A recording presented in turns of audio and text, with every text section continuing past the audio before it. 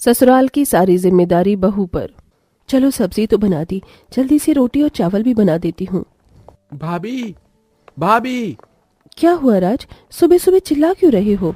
भाभी मेरे जुराब कहाँ हैं? कब से ढूंढ रहा हूँ, मुझे मिल ही नहीं रही। मैंने आपसे कितनी बार कहा है कि मेरे जुराब आप अलमारी में रखा करिए। राज, मैंने तुम्हारी अलमारी में ही रखे हैं, लगता है तुमने ठीक से देखी नहीं।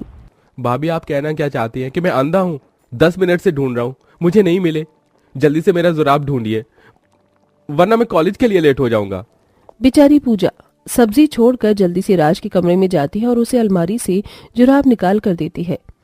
राज, ये लो तुम्हारी जुराब, तुम्हें दिखाई नहीं दिए। अगर इतनी अंदर रखोगी तो कैसे दिखेगा किसी को? इतना कहकर राज पूजा के हाथों से जुराब लेकर पहनने लगता है कि तभी अरे पूजा बहू, ओ पूजा बहू। ये तो पिताजी की आवाज है। आए पिताजी। जी पिताजी, बोलिए क्या हुआ? बहू मेरी दवाइयों का समय हो चुका है। तू जानती है ना कि मैं सुबह 9 बजे दवाई खाता हूँ और तूने मेरी अभी तक दवाई नहीं दी। पिताजी, आपकी सारी दवाई ड्रॉर में रखी है, अब वहां से आराम से लेकर खा सकते हैं। अगर बहू के होते हुए भी मुझे खुद दवाई लेकर खानी पड़ रही है तो घर में बहू के होने का क्या फायदा है? अपने ससुर की बात सुन पूजा को बुरा तो लगता है, लेकिन वो उनसे कुछ नहीं कहती और उन्हें दवाई देकर वहां से चली जाती है कि तभी पूजा, मेरी लाल वाली फाइल कहाँ है? कब से ढूंढ रहा हूँ, मिल ही नहीं रही है। मैंने वो रेड वाली फाइल साइड वाली टेबल पर ही रखी है। जब मैंने फाइल अलमारी में रखी थी तो तुम्हें टेबल पर रखने की क्या जरूरत थी? कितनी बार कहा है कि मेरी चीजों को हाथ मत लगाया करो, लेकिन तुम हो कि अपनी हरकतों से बाज नहीं आती। अपने पति अभिनव की बात सुन पूजा उदास हो जाती है और जाकर खाना बनाने लगती है। थोड़ी देर में सभी लोग टेबल पर खाना खाने के लिए बैठ जाते हैं। छी भाभी, ये कैसी सब्जी बनाई है? सब्जी में इतना सारा नमक कौन डालता है? इतने साल हो गए तुझे इस घर में, लेकिन तूने सब्जी भी ढंग से बनानी नहीं सीखी। माँ जी, घर में इतने सारे काम होते हैं, इसीलिए कभी कभार खाना बनाने में गलती हो जाती है। सबके काम मुझे ही करने होते हैं। तुम कहना क्या चाहती हो? हम लोगों को क्या कोई काम नहीं होता? हम लोग पूरा दिन बाहर जाकर मस्ती मारते हैं। घर में जरा झाड़ू पोछा लगा दिया तो खुद को क्या दुनिया की सबसे मेहनती औरत समझ रही हो?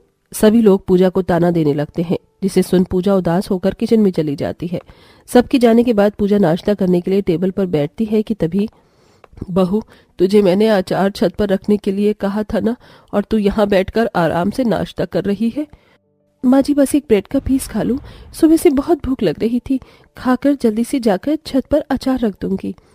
थोड़ी देर रुककर नाश्ता कर लेगी तो कोई पहाड़ नहीं टूट जाएगा, पहले जाकर छत पर अचार रख।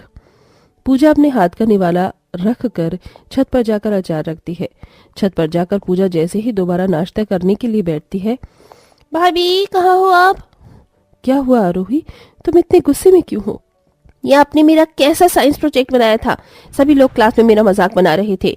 जब कुछ काम ढंग से आता नहीं तो करती क्यों हो? आरोही, मैं इंसान हूँ, कोई मशीन नहीं जो हर काम परफेक्ट करो। मैंने तुमसे कहा था कि मुझे प्रोजेक्ट बनाने नहीं आते, लेकिन तुमने ही जबरदस्ती मुझसे प्रोजेक्ट बनवाया था। इतना कहकर पूजा बिना नाश्ता किए ही अपने कमरे में चली जाती है। जब से शादी करके इस घर में आई हूँ, तब से सब ने मुझे घर की नौकरानी समझ रखा है। इतनी बार बोल दिया है कि एक नौकरानी रख लो, लेकिन किसी के कान पर जू नहीं रेंगती। जब देखो पूजा पूजा, अब तो मुझे अपने नाम से ही नफरत होने लगी है। ये कहते हुए पूजा की आंखों में आंसू आ जाते हैं। पूजा घर में हर किसी का काम करती, सबका अच्छे से ख्याल रखती, लेकिन किसी को भी कभी ये होश नहीं आया कि पूजा भी एक इंसान है। सभी लोग अपने सारे काम हमेशा बेचारी पूजा पर थोप दिया करते थे।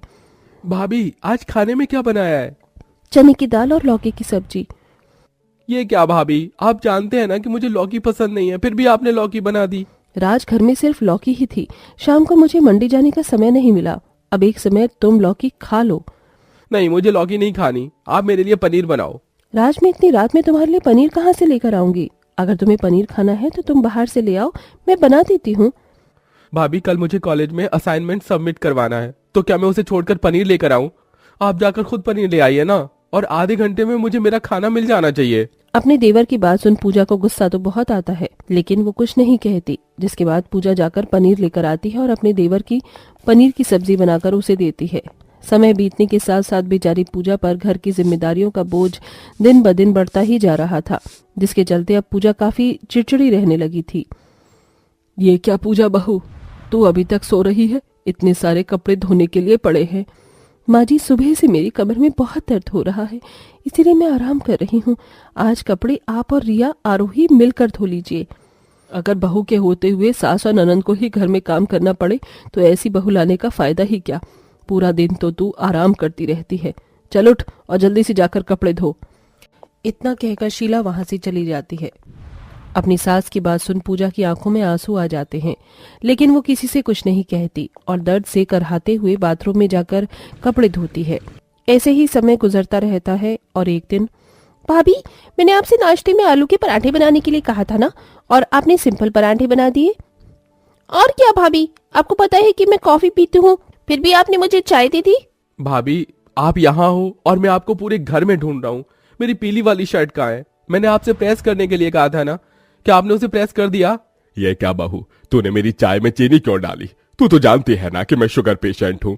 एक साथ इतना सब कुछ काम सुन पूजा से रहा नहीं जाता और वो अब अपना पारा खो देती है।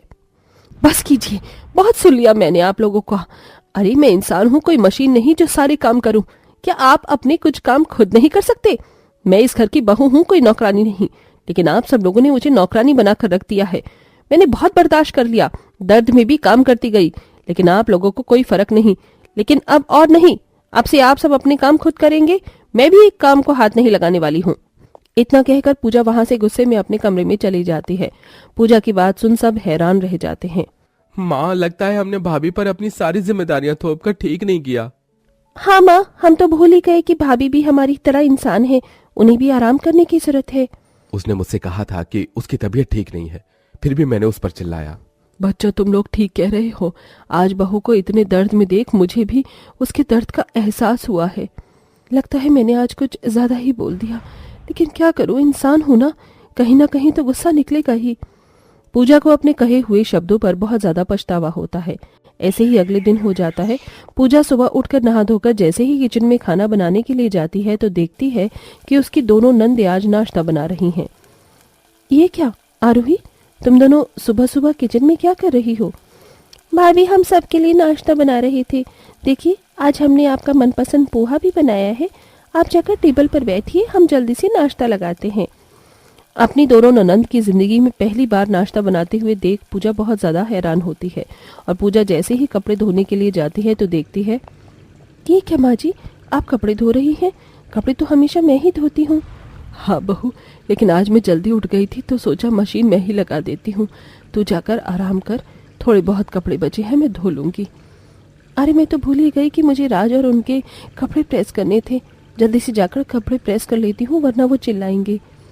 पूजा जैसे ही कपड़े प्रेस करने के लिए जाती है तो देखती है कि राज और अभिनव आज पहली बार अपने कपड़े खुद प्रेस कर रहे हैं। वहीं जब पूजा ससुर को दवाई देने के लिए जाती है तो देखती है कि अमरजीत ने पहले ही दवाई खा ली है और घर का सारा काम भी सब लोगों ने कर लिया है। ये सब देख पूजा बहुत हैरान होती है और हॉल में बैठ जाती है कि तभी वहाँ सभी लोग उसके लिए केक लेकर आते हैं। ये केक किसके लिए है? भाभी, ये केक आपके लिए है। हम सब भूल गए थे कि आप हमारे लिए हर दिन कितनी मेहनत करती हो। हमने हमेशा आप पर अपने काम थोपे, लेकिन हमें अब अपनी गलती का एहसास हो गया है। हाँ बहू, हमें माफ कर दे। हम भूल गए थे कि तुझे भी आराम की जरूरत है। अब हम तुझसे वादा करते हैं कि अब हम अपने खुद के निजी काम खुद ही करेंगे और तुझ पर एक काम भी नहीं सौंपेंगे। अपनी ससुराल वालों की बात सुन पूजा की आंखों में आंसू आ जाते हैं, जिसके बाद पूजा सबके साथ मिलकर केक काटती है। वहीं पूजा के ससुराल वाले हर दिन अपने निजी काम खुद किया करते हैं, जिससे पूजा को भी आराम मिलता है और पूजा हंसी खुशी सबके साथ रहती है।